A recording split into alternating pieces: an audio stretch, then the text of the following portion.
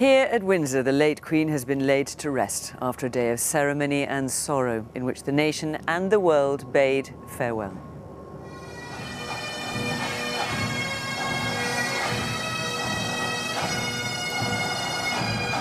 As the state funeral began, King Charles followed the procession of his mother's coffin from Westminster Hall.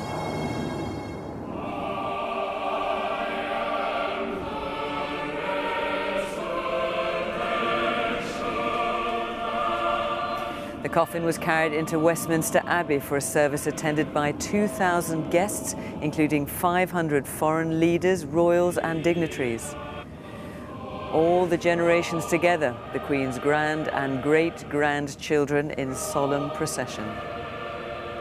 All who follow the Queen's example and inspiration of trust and faith in God can with her say, "We will meet again."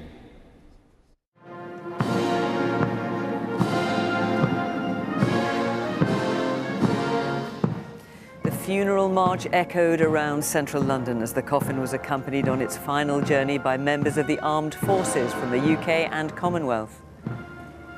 Around the country, people gathered in towns and cities to watch the funeral and pay their own respects. A few of us were singing hymns along and the National Anthem, just immensely proud to be British. It's great how we all come together as a nation. She'll never be forgotten, will she? Ever, ever.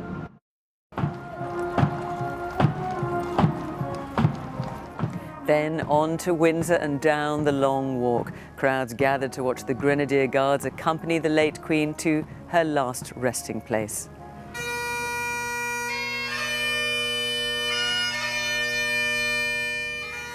And the final glimpse of the Queen's coffin before she was buried in a private ceremony in St. George's Chapel here this evening.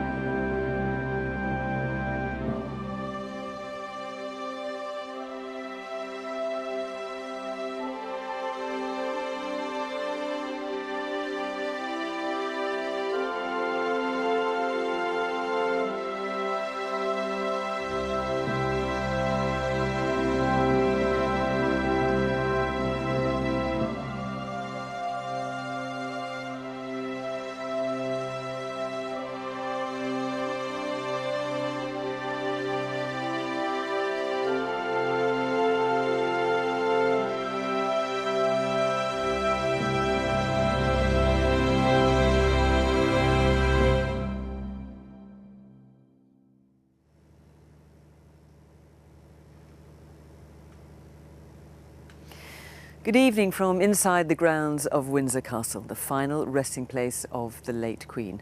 A private burial took place in St. George's Chapel this evening, with Queen Elizabeth interred alongside her husband, the Duke of Edinburgh. It followed a service this afternoon here in honour of her life. Earlier, a day of the highest ceremony, not seen in this country for nearly 60 years, mixed with private sorrow as the state funeral was held in Westminster Abbey, the building in which Queen Elizabeth was married and crowned. King Charles, along with other members of the royal family, walked behind her coffin as it was taken into the Abbey from Westminster Hall, where it had been lying in state. Hundreds of dignitaries, including world leaders, joined members of the royal family and the public at the service. In his sermon, the Archbishop of Canterbury, Justin Welby, said the Queen had touched a multitude of lives during her 70-year reign. We start tonight with our royal correspondent Nicholas Whitchell on the funeral held today for Queen Elizabeth. On a clear morning in September, the world focused its attention on London for the grandest and most solemn of events. For a revered monarch who'd reigned for longer than any other, all the honours of a state funeral. Within Westminster Abbey, where great moments of history have been staged for more than 1,000 years, the leaders of many nations came together to pay their tributes.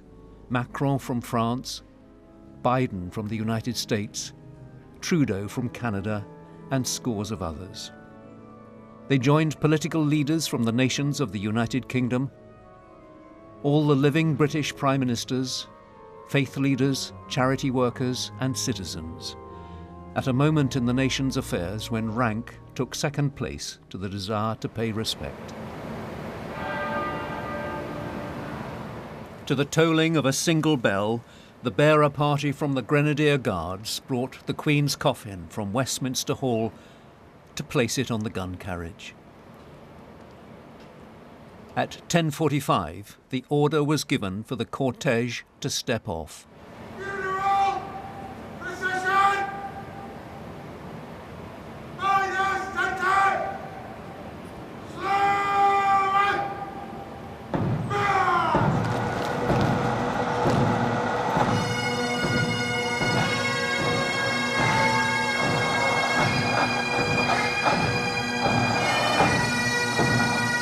Walking behind the coffin, the King, his sister, the Princess Royal, his two brothers, the Duke of York and the Earl of Wessex.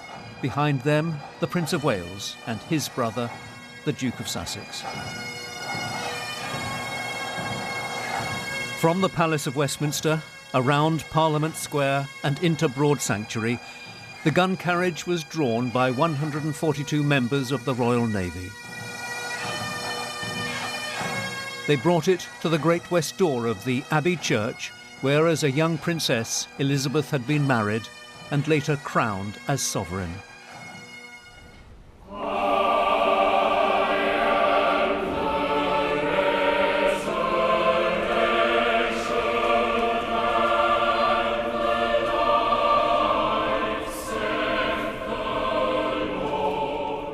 As the coffin was borne up the Abbey's central aisle, among the family members walking behind, two small figures, Prince George and Princess Charlotte, aged 9 and 7 respectively, attending this most solemn of state occasions.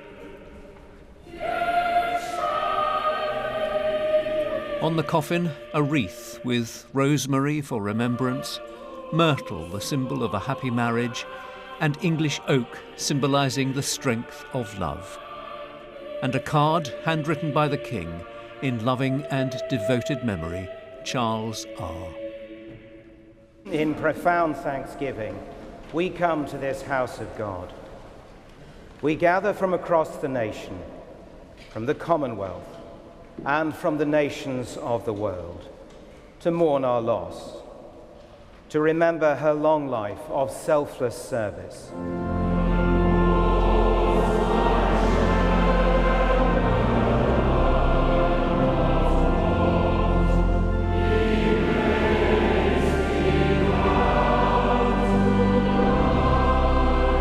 All the music and readings had been approved by the Queen herself.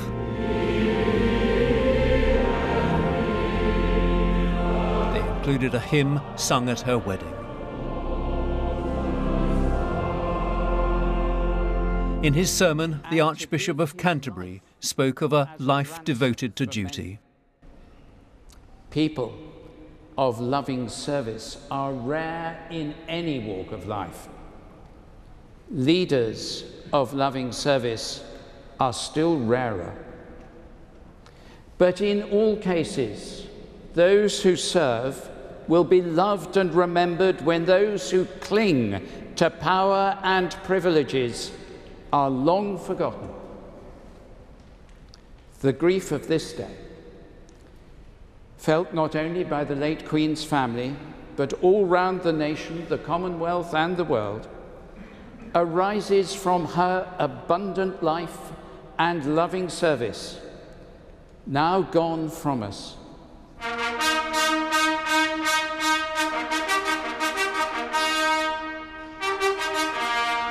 After prayers, the sounding of the last post and a 2-minute silence.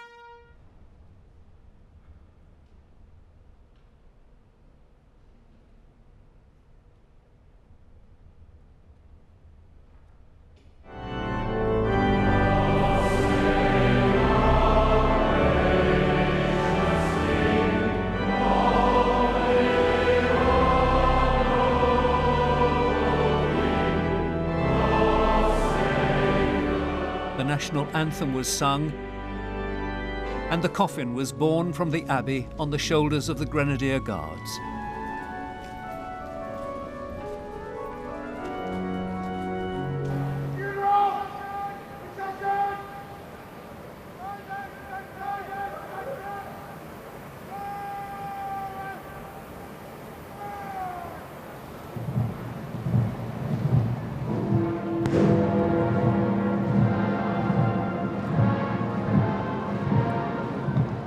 As the funeral procession set off through the wide streets of ceremonial London that she knew so well, a gun salute was fired in Hyde Park.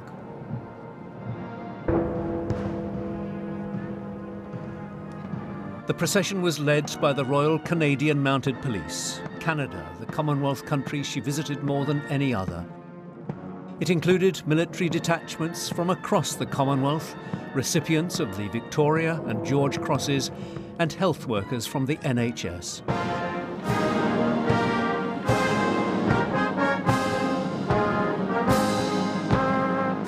The gun carriage was drawn up Whitehall and past the cenotaph, where the standards of the Royal British Legion were lowered in respect.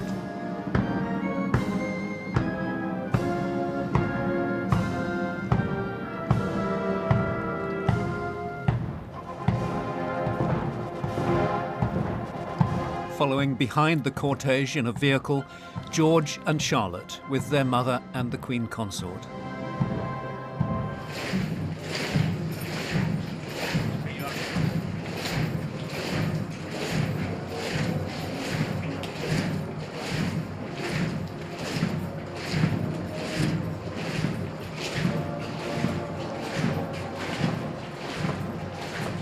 The procession stretched the length of the Mall and beyond. It brought the gun carriage to Buckingham Palace, past the balcony where she'd first appeared in 1927 at the age of 1, and where she'd been seen most recently during her Platinum Jubilee.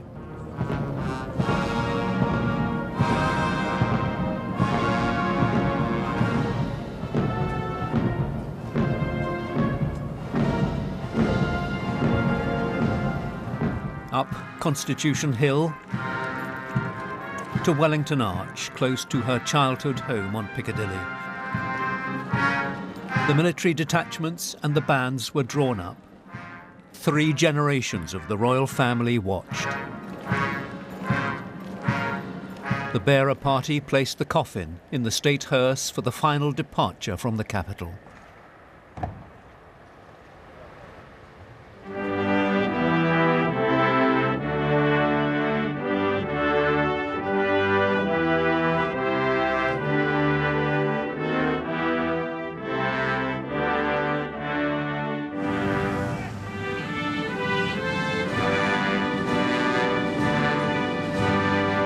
The streets of central London had been cleared of all traffic, but the pavements were full, lined with many thousands of spectators who wanted to witness this final journey of their late Queen to her beloved Windsor Castle.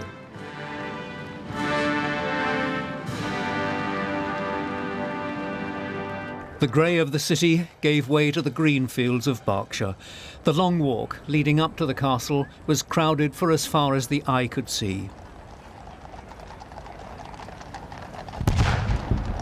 The hearse was flanked by foot guards with their rifles reversed and accompanied on a rural road by the pipes and drums and the household cavalry.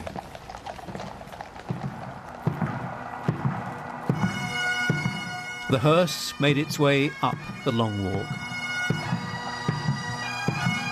In places, the crowds were standing 20 or more deep.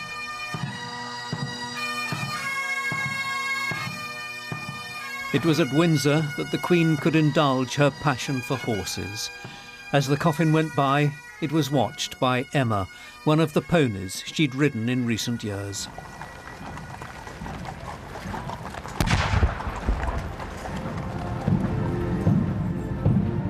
As the hearse entered the main quadrangle of the castle, 2 of the Queen's corgis had been brought out by the Queen's staff. Watching the coffin's arrival at the castle, the King and other members of the family.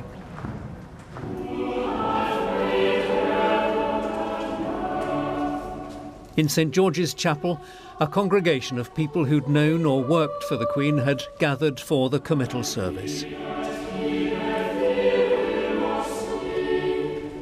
This is the chapel she had known as a girl, where she had worshipped as an adult, and where now she will be buried.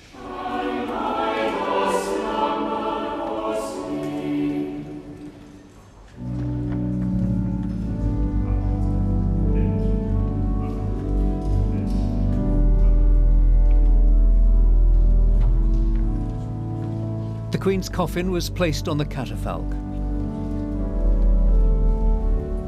The Dean of Windsor spoke of her uncomplicated Christian faith and her reassuring presence. In the midst of our rapidly changing and frequently troubled world, her calm and dignified presence has given us confidence to face the future as she did, with courage and with hope. At the conclusion of the service, the instruments of state, the imperial state crown, the orb and the sceptre, which had been presented to the Queen at her coronation, were removed from the coffin and placed on the high altar.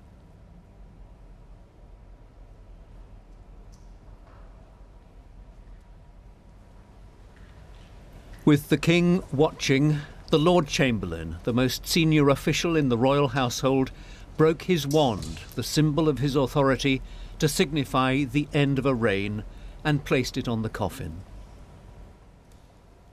Go forth upon thy journey from this world, O Christian soul, in the name of God the Father Almighty, who created thee, in the name of Jesus Christ, who suffered for thee, in the name of the Holy Spirit, who strengtheneth thee. The public lamentation for the life and reign of Elizabeth II was coming to a close. It was time for the world to draw back, to leave her finally to her family for her burial this evening in a small side chapel alongside her late husband. Nicholas Whitchell, BBC News. Well, huge crowds gathered in near silence in the streets surrounding Westminster as the Queen's coffin was taken to Westminster Abbey and then here onto Windsor. Many people, young and old, from across Britain had camped out for days to witness the elaborate spectacle of pageantry, pay their final respects and share a moment of history. Our special correspondent Lucy Manning was amongst the crowds on the Mall as those gathered in London paid tribute to the Queen.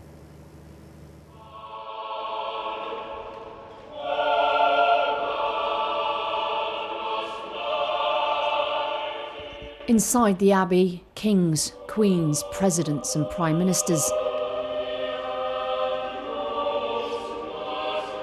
Outside, the ones without titles or palaces.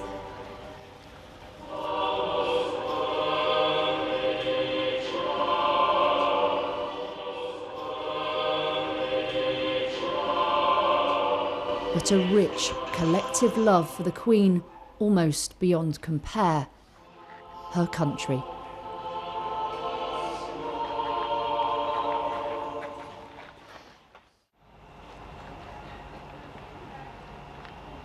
The sound of thousands. Total silence down the Mall. A mass of people, but the thoughts individual, personal.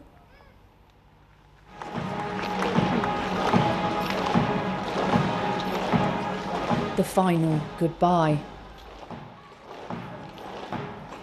No one wanted this moment to end. They knew that would be the end of this era. From early morning, thousands had streamed onto the Mall, determined to surround the Queen on this journey. I've got a beautiful picture of my mum. So. From Birmingham, sisters Pam and Alice, also mourning their mother. Our mum would sit in front of the telly when the Queen speak, and she would always used to be quiet to want my friends on telly. And my mum always said, if it wasn't for her, we wouldn't be here. When we was growing up, she She always told us that the Queen invited us Indian people here. You're like staring away at everybody, aren't you? 3-month-old Bobby will never know the Queen. She's been such an inspiration, a lady. Bringing Bobby was about, yes, she's part of history, but it's something we'll be able to talk about. The words and music from the service filled the mall, captivating, moving this open-air congregation.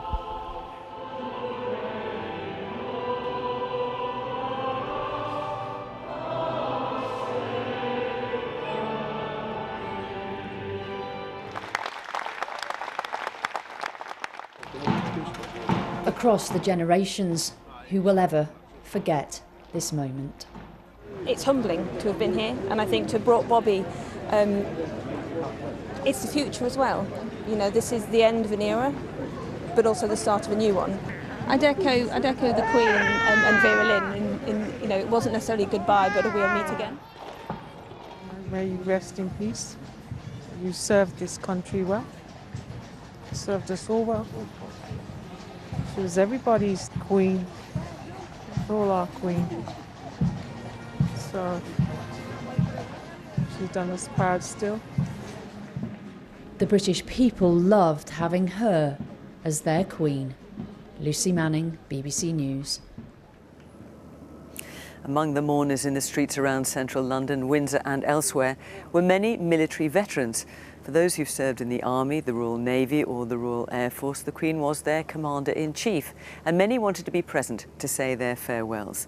Our special correspondent Fergal Keane has been speaking to veterans about what the Queen meant to them and hearing their tributes.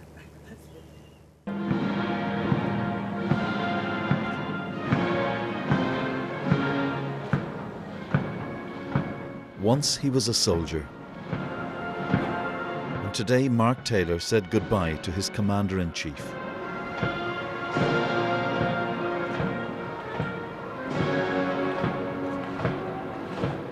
He is a veteran of Kosovo and Iraq. He came home from war with post-traumatic stress disorder.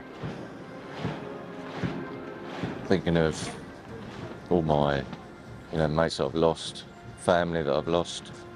Yeah, it just brings it all to a head. But yeah, honoured, proud to have served. Definitely, proud to have served.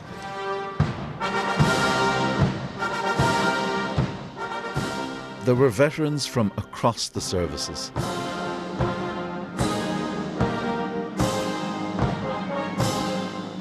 The faces of wars fought in the Queen's long reign.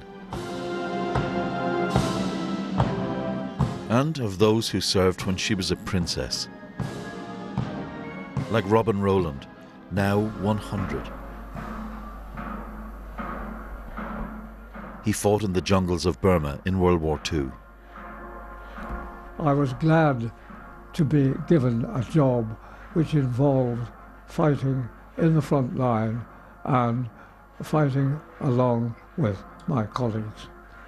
She has made her subjects look at themselves, and if there's anything to be done which is a right and wrong way of doing it, she has taught them to do the right thing at the right time, and she has endeavoured to tell them what service means and giving yourself to the task in hand.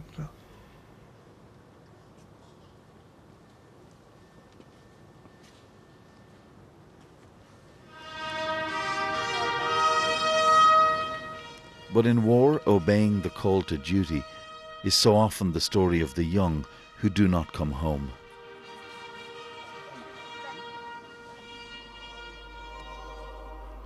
Watching today's funeral, Tony and Sandy Lewis. Their 22-year-old son, Conrad, was killed in Afghanistan in 2011. These funeral rites evoking memories of a dead boy. Conrad would have been delighted to have been there, but equally was delighted to have pledged his allegiance to the then Queen Elizabeth. I don't just think of my family, but I think of all those, and especially all those families that were bereaved in Afghanistan.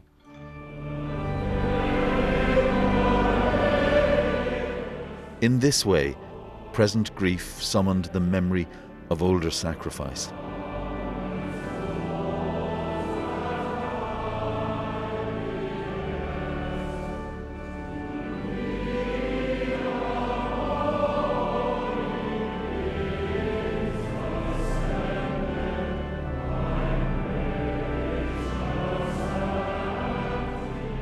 Fergal Keane, BBC News at the Cenotaph. It wasn't just in Westminster and Windsor that people were able to see the Queen's coffin. The 22-mile route from London's Wellington Arch to Windsor Castle provided plenty of opportunities for the public to say a final goodbye. Adina Campbell has been speaking to some of those who went out to witness the moment the Queen's coffin went past on her final journey here to Windsor. Today was always going to be a family occasion. In Hounslow, West London, the Lopez family would normally be celebrating Ivana's birthday, but those plans have been pushed aside, and cheer has been replaced by silence.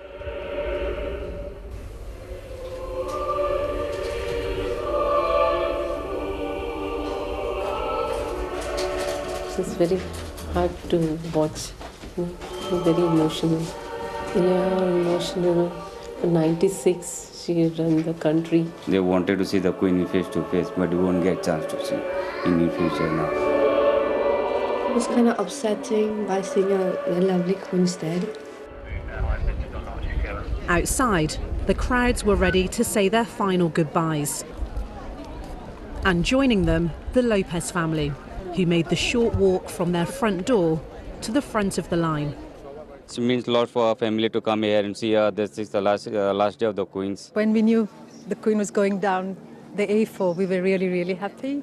So we've come here about 2 hours ago and we've been waiting. I think she served the country for so many years, and I think she was a great person and she helped a lot of people.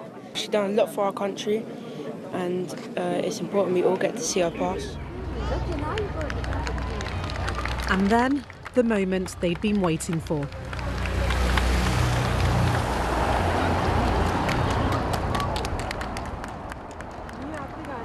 You've come from Goa. Tell me what it means for you and your family. The Queen has allowed for other people to come here and to work, and now since we are here for so many years, it's like a home for us. It was really emotional. We were just clapping just to give her as a token of thanks. A day they and this community say they'll never forget.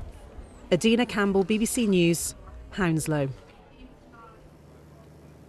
A private ceremony took place here in Windsor tonight as the Queen was finally laid to rest. Earlier, the famous Long Walk here was packed, with thousands of people joining members of the armed forces to watch her final journey into the castle. My colleague Rita Chakrabarti was out and among the crowds today as Windsor remembered its most famous resident, the Queen. The view from the Long Walk, recorded by thousands of devotees. This was not a crowd of world leaders or dignitaries, but of ordinary people who came to say goodbye. I know.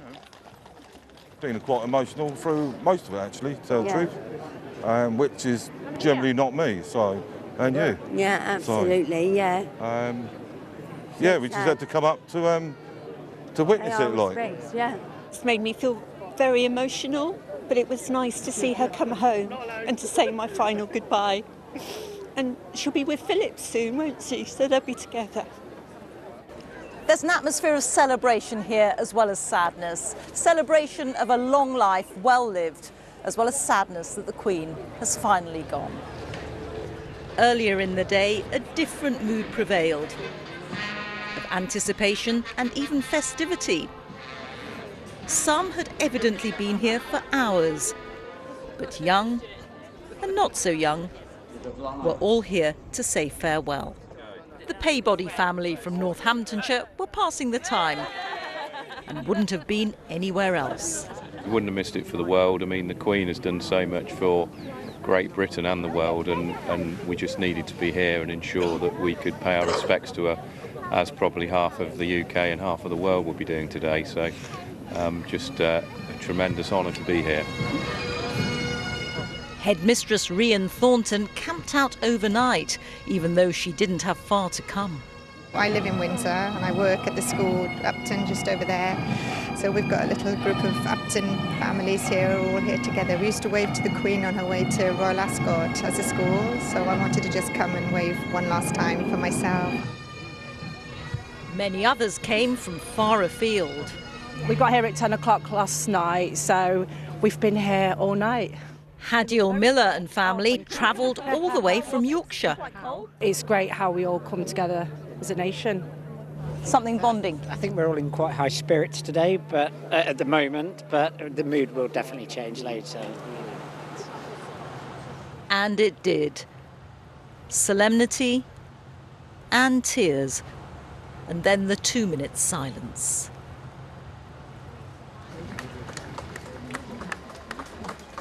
As the procession with the hearse went past, applause rippled up the long walk, with people showing their appreciation in the simplest way. It was quiet, but there was deep emotion too.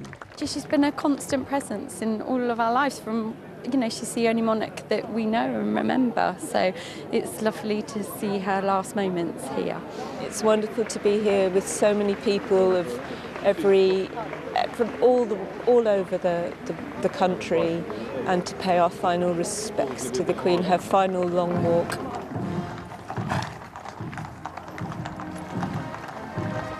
So many reasons to be here. Community, commemoration and straightforward affection. A day that no one here will ever forget. Rita Chakrabarti, BBC News, Windsor. Well, let's go live now to Daniela Ralph. And Daniela, Windsor came out in force, as we saw there, to pay tribute to its most famous resident, and Windsor was somewhere that meant a great deal to the late Queen. Yes, it did. Windsor has been her home in recent years. It was where she was based during the COVID lockdown. It's where she celebrated baptisms and weddings during her reign. It's where she worshipped at Easter in particular with her family, and it is where we saw her say that last lonely farewell to her husband, Prince Philip. So Windsor is fittingly the Queen's final resting place. This evening, she has been buried here in the King George VI Memorial Chapel alongside her husband and with her father, mother and sister. And at the end of a day where the royal family has shared so much of its grief with the public, this was a private moment for them. A chance for those who knew the Queen best, for those who loved her the most, to say goodbye away from the public gaze. Daniela Ralph, thank you. Well, as we've heard, the service in Westminster Abbey was attended by more than 2,000 people, which included heads of state from around the world as well as foreign royalty. Aside from the security challenges, the day also brought some diplomatic sensitivities. Our diplomatic correspondent James Landale looks at the day world leaders descended on London to pay their respects. As the King's car passed the many Commonwealth flags en route to the Abbey, it was clear that this funeral transcended national borders. She was, one biographer wrote, Queen of the world, and today's symbols and service bore witness to that truth. Political leaders may have flown from all corners of the world, but their final journey was by bus, just as these African leaders had travelled to Buckingham Palace last night. Again today, there were just too many VIPs for them all to come by car, so they came together and queued together. In they came, some 500 foreign dignitaries in all, including about 100 heads of state and government. From North America, the President of the United States, Joe Biden, and his wife, they didn't take the bus. And Justin Trudeau, the Prime Minister of Canada, who did. He first met the Queen when he was just a boy.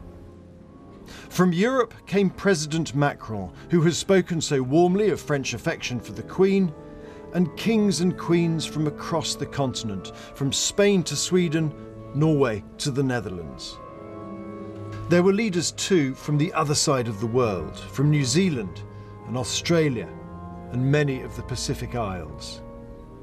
From Africa a long line of statesmen and women, especially from the Commonwealth, the international organisation the Queen shaped and nurtured.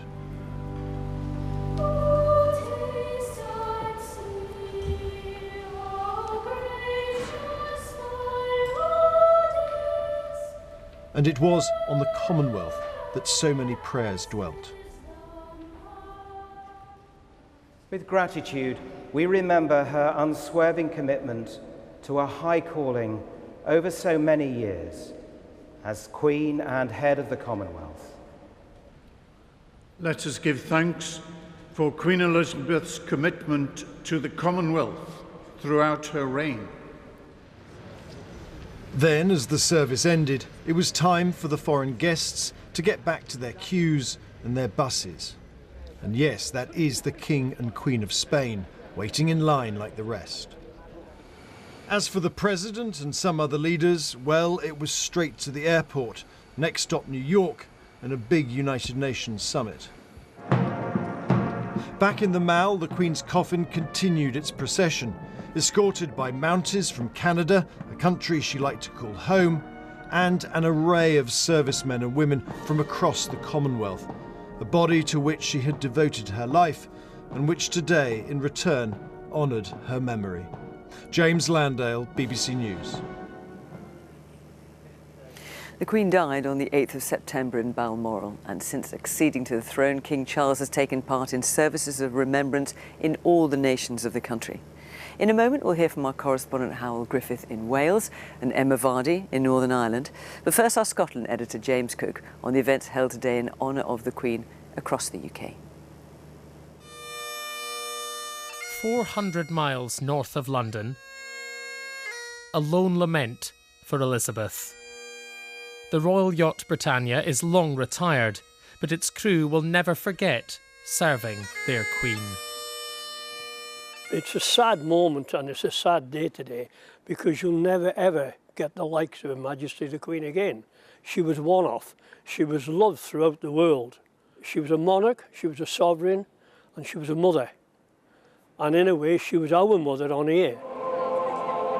She was respected here too, outside her Edinburgh home, the Palace of Holyrood House, at the foot of the Royal Mile. Last week, this ancient thoroughfare, where history seeps from every stone, was packed as the Queen lay in rest here at St Giles Cathedral. Today, with the funeral underway in London, it is quieter, but by no means silent. On Royal Deeside, though, where the Queen spent her final hours, the funeral was a private affair, observed away from the cameras. But not everywhere was closed. Back in Edinburgh, the Crichtons, visiting from New Zealand, found a pub which was showing the ceremony. The Queen and the royal family, despite being many, many thousands of miles away, we followed them and we felt that they were still part of our lives. And yet, closer to home, a very different view. Is the monarchy important to you and your life? No. They're symbols, but I don't see how they impact my life at all. There's no use for it for us. All it is road closures at the end of the day. And I get obviously the Queen's been doing it, she was doing it for over 70 years, which is amazing. She didn't choose that life, and that's something that we do sympathise with a little bit. But yeah, no, it's not our... I don't think we need it anymore. That debate will continue under Charles, with Elizabeth now anchored in history. James Cook, BBC News, Edinburgh. A faithful few feeling part of something much greater. At St Elvan's Church in Aberdare, they came to share their grief and show their reverence. It was very emotional and I think we all cried. I think it was first when she came out and they put her coffin on the carriage. That's the bit that got me. For Sarah, there was a personal connection too. The Queen did so much for the people, and I just wanted to be with the people. Have brought me a lot of comfort since my mother passed away in 2020, so that's pretty much why I came.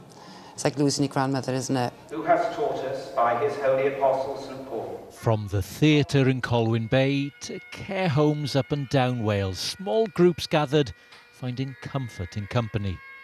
In Caernarfon, a few veterans paid their own silent tribute.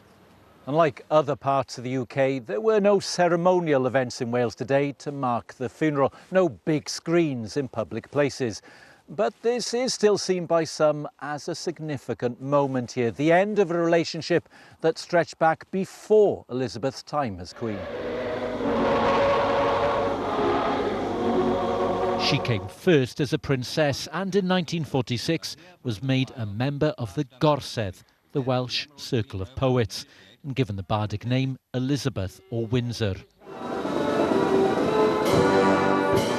In the latter part of her reign, it was the Senedd which became the centre of the relationship, signalling royal approval for what became Wales's parliament. She redefined the United Kingdom. She said, I'm going to do what I did in Scotland in Wales if you want me to do it. So just ask me. Just invite me. It's a legacy welded into Wales's history after an era where so much has changed. Hywel Griffith, BBC News, Aberdare. In Belfast, the grounds of City Hall provided a window to the ceremony in Westminster. For those who consider themselves British, this was a final farewell to a much-loved head of state. She means a lot to Northern Ireland. I suppose this country has its friction over the years, but she's been kind of a force for reconciliation, hasn't she? She'll never be forgotten, will she? Ever, ever. I'm getting emotional, I'm sorry. There's been a sense of stillness and quiet here in Belfast today as the sounds and hymns from the funeral have echoed around the city centre and people have paused to pay their respects and feel a sense of connection to the events happening in London. But while much of the UK has been captivated by the royal events, nationalist areas of Northern Ireland have a different relationship with the monarchy. In Newry, near the Irish border, many businesses remained open.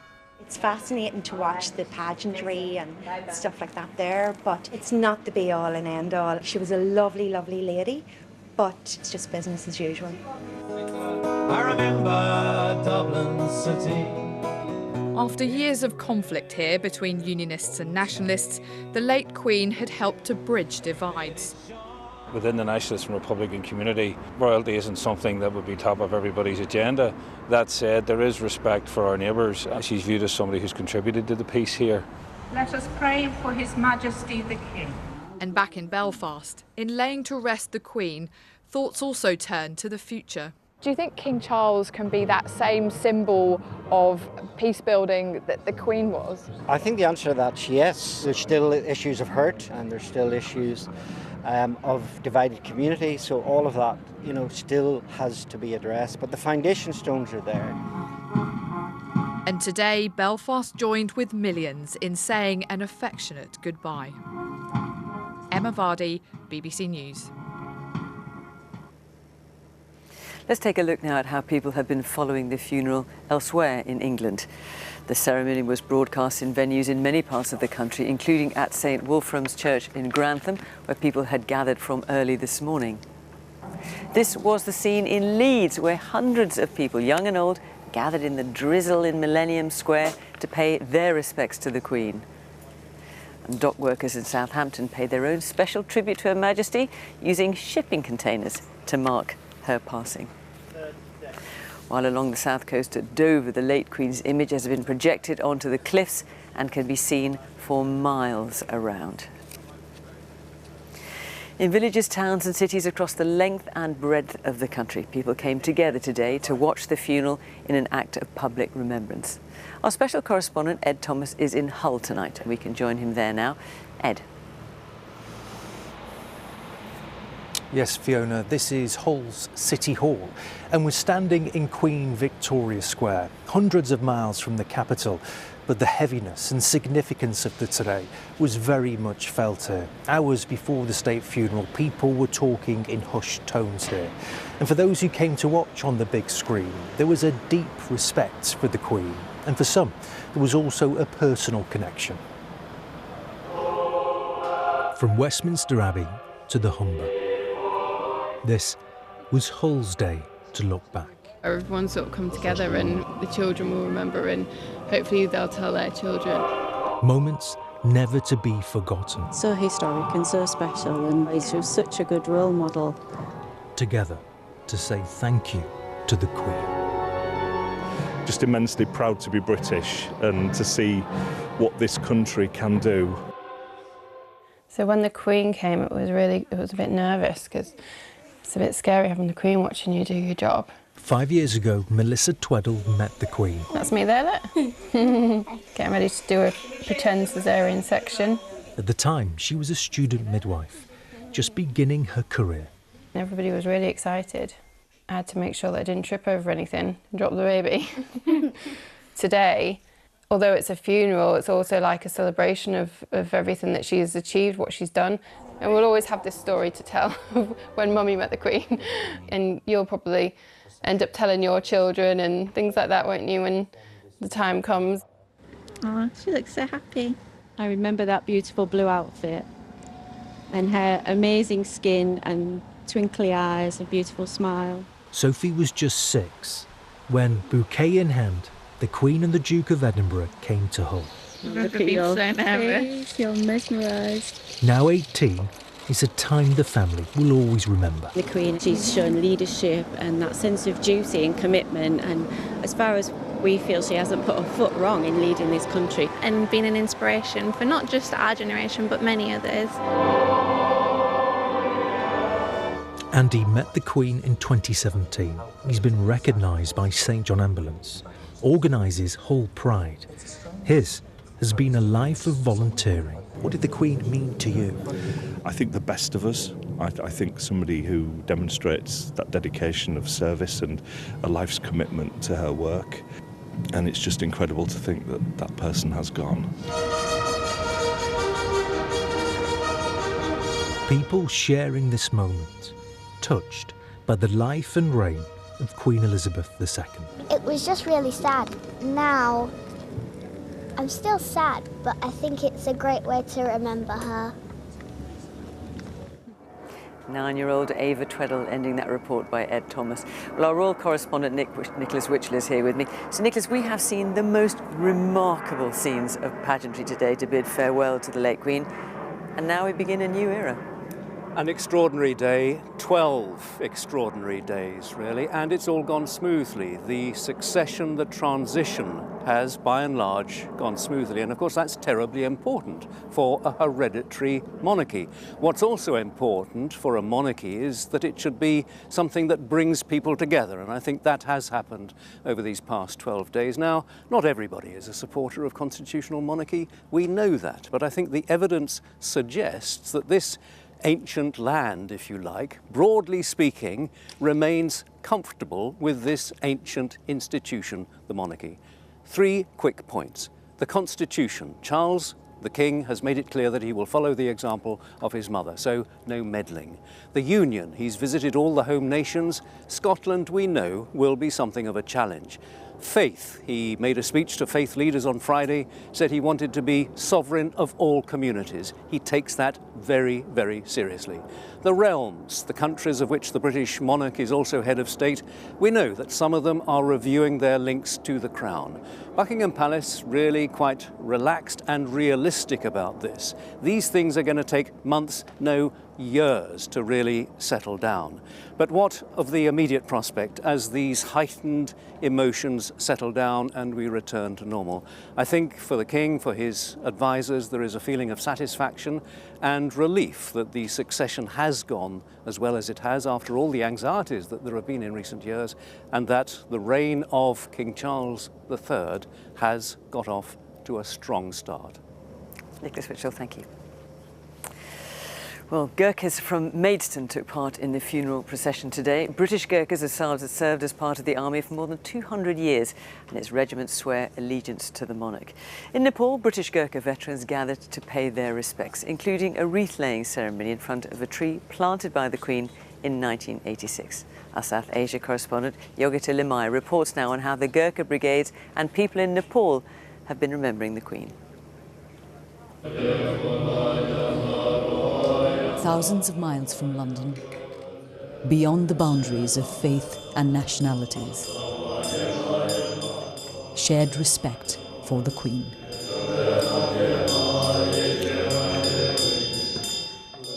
Buddhist monks offer prayers at a monastery in Kathmandu, chanting for peace for the Queen's soul and for everyone who knew her. Major Bhim Bahadur Gurung, a retired British Gurkha, served as the Queen's orderly in 1975. Today, I got opportunity to pray for the Queen, and we wish rest in peace, very lovely, Her Majesty Queen. With a reign spanning 70 years, some who served her couldn't be here. Captain Ram Bahadur Limbu is Nepal's only living recipient of the Victoria Cross. His decades of service meant he was invited to the funeral, but he couldn't travel. And so a condolence book was taken by the British ambassador to his home, 250 miles from Kathmandu. "I'm deeply saddened by the Queen's death," he wrote. She used to speak to us like we were part of her family. She was soft-spoken and had clarity of thought. A lifetime bond with the Queen and her country. Nepal's relationship with the British monarchy is quite different compared to most of South Asia. It wasn't a colony of the British Empire, and one of the reasons is the more than 200-year-old agreement that allows Gurkhas to serve with the UK military.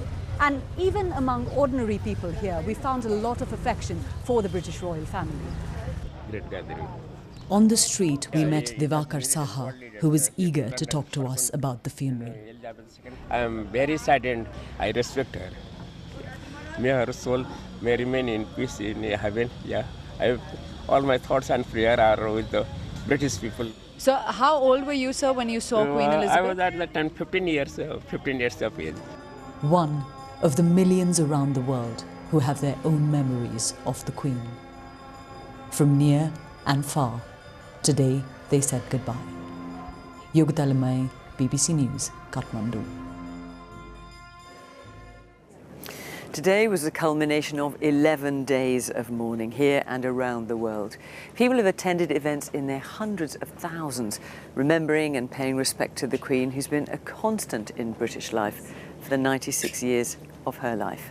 Our home editor Mark Easton looks at how the country has been remembering the Queen, her life and legacy. I name this ship Queen Elizabeth II. There is a hole in our nation's life where the Queen used to be. Queen Elizabeth II went down to meet the sea. A golden chain has been broken. A requiem played to a kingdom's proud past. When the Queen came to the throne, Britain and the world were still coping with the privations and aftermath of the Second World War, and still living by the conventions of earlier times. Figurehead of the greatest generation, the Queen was respected for values burnished by war. Patient queuing, a fitting act to honour a sovereign who understood the significance of good manners, especially in dark days. We should take comfort that while we may have more still to endure, better days will return. We will be with our friends again. We will be with our families again. We will meet again. Her death detaches living memory from the country's finest hour. But her parting is cloaked in a pall of patriotism that emboldens national self-belief. She and the institution she represents have framed Britain as a country with a special place in history and the world. Representatives from every corner have come to honour our Queen. This is a nation, a Commonwealth, a world saying farewell to the longest reigning British monarch. The United Kingdom stands proudly in the spotlight of global attention. But it is a day edged in black. Many in Britain are mourning their Queen, but also the death of an idea. Elizabeth signified a country unwavering in its commitment to duty and to decency. Goodwill is better than resentment. Tolerance is better than revenge. Compassion is better than anger. Above all, a lively concern for the interests of others as well as our own. The Queen understood loss. "Grief is the price we pay for love," she famously wrote in a letter to the US President after 9/11.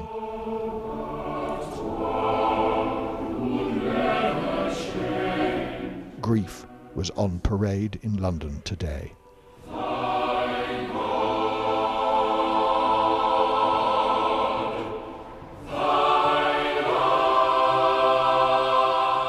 And so her kingdom comes to the moment of farewell.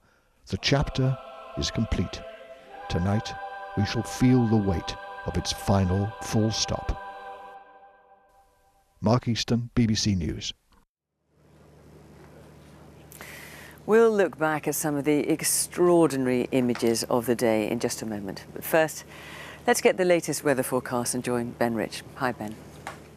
Fiona, thank you. Good evening. The weather stayed fine for today's historic events in London and Windsor. In fact, the sun even came out for a while. But as night fell, the cloud thickened and some splashes of rain worked through. Some damp weather pushing across London and Windsor during this evening. And there is extensive cloud cover currently draped across many parts of the UK. And where you do see some clear spells through the night, there are likely to be some mist and fog patches. The odd spot of rain, not least in the northwest of Scotland.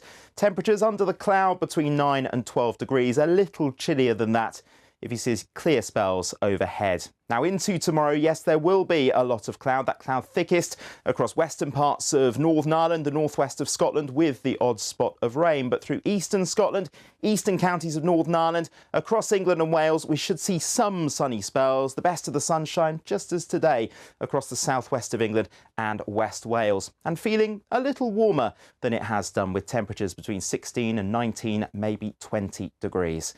Now, during tomorrow night, a lot of the cloud should tend to break. There will be some fog patches that develop for Wednesday morning, but Wednesday should be a sunnier day for most of us. And with southwesterly winds, yes, it is going to feel quite warm. 19 degrees for Aberdeen, 21 for Norwich and for London, but some rain into the northwest of Scotland in association with this frontal system, which will be pushing its way southeastwards during Thursday and into Friday, and that will bring some outbreaks of rain, and behind it, a return to cooler conditions. So we'll see rain pushing southwards for the end of the week, and those temperatures will start to drop. That's the latest weather.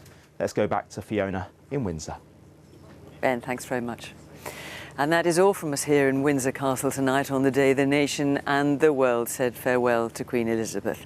In a moment, we'll join my colleagues across the nations and regions for the news where you are. But first, we'll leave you with some of the spectacular and poignant moments of today, remembering the extraordinary reign of the Queen. From all of us here, good night.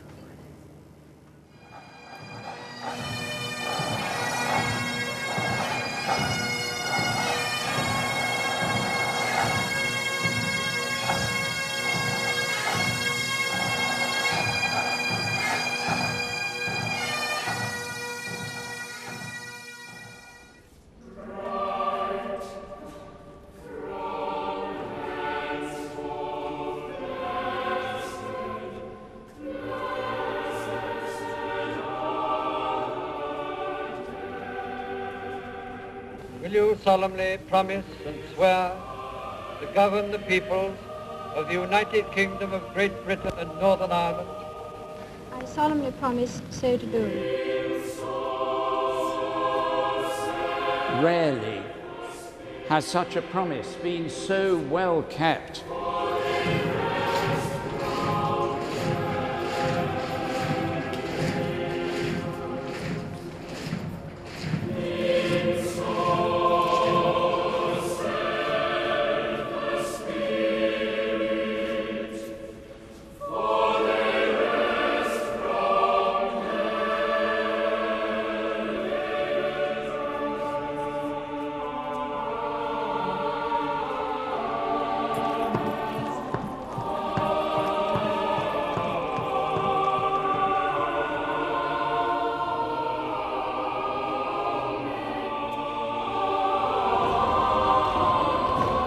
Her calm, and dignified presence has given us confidence to face the future as she did, with courage and with hope.